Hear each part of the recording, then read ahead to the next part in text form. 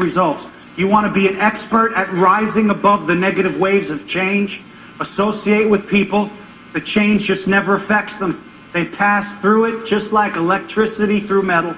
It doesn't affect them. By the way, can I get an agreement with you? Are there some people on this planet that love change? They thrive on chaos, right? They love it. They get excited. And the moment things get complacent, they get bored. Well, you want to find out what they're doing.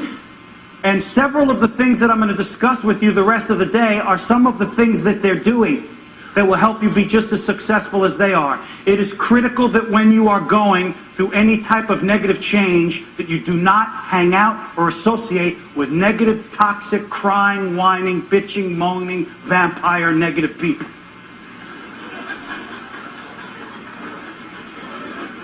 Any questions? The more you, I heard applause. The more you associate with that type of mindset, the more they're going to poison you. Correct? You want to associate with the people that while you're climbing the ladder of success, they hold the ladder steady for you. Not the scum of the earth that moves it to another wall when you're not looking. The more negative people you associate with, the more like them you become. It's the complete opposite of the law of modeling. I mean, you heard this nursery rhyme when we were children. It's such a shame that adults don't appreciate these nursery rhymes anymore, because this nursery rhyme is a perfect example of modeling. Jack and Jill went up the hill to fetch a pail of water. Jack came down, broke his crown, Jill came tumbling after. That's what she gets for hanging out with a loser.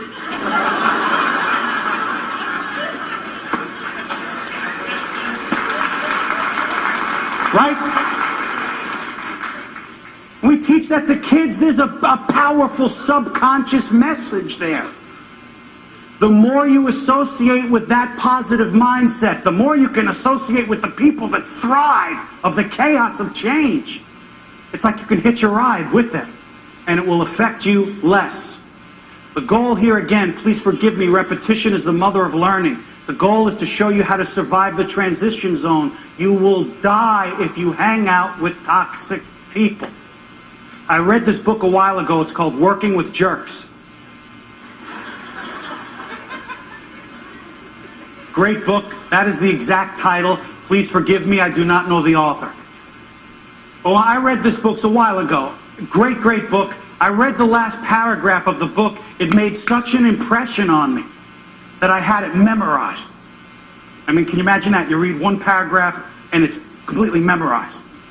And it goes like this. If everyone you work with is a jerk, and everyone you know is a jerk, and everyone you meet is a jerk, and everyone that calls on the phone is a jerk, and all your customers are jerks, and all your managers are jerks, and your desk buddies are jerks, chances are the jerk is you.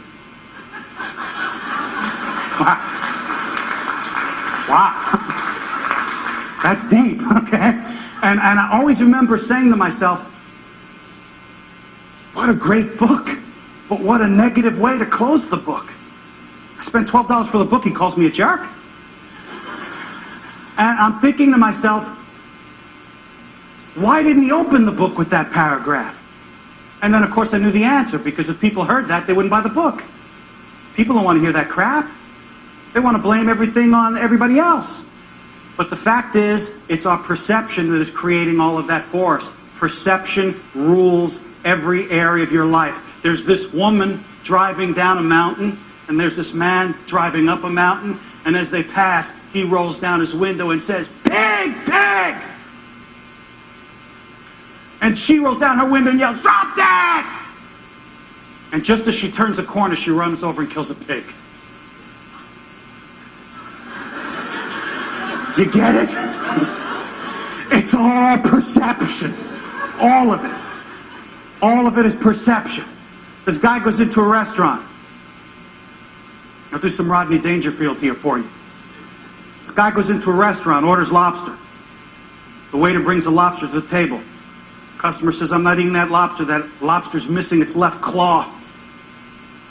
The waiter says, "Well, we know the claw's missing, but it's the largest lobster we have. I mean, you're getting like triple the lobster for the price."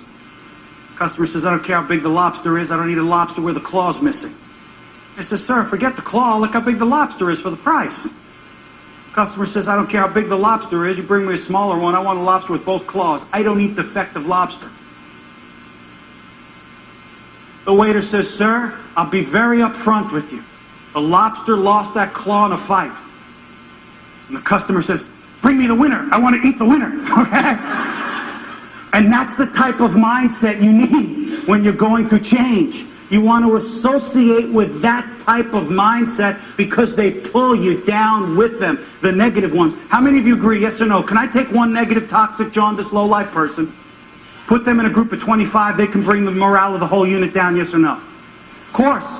On the other hand, the opposite is true. I can take someone that's got like that positive mindset. They just have that glow about them.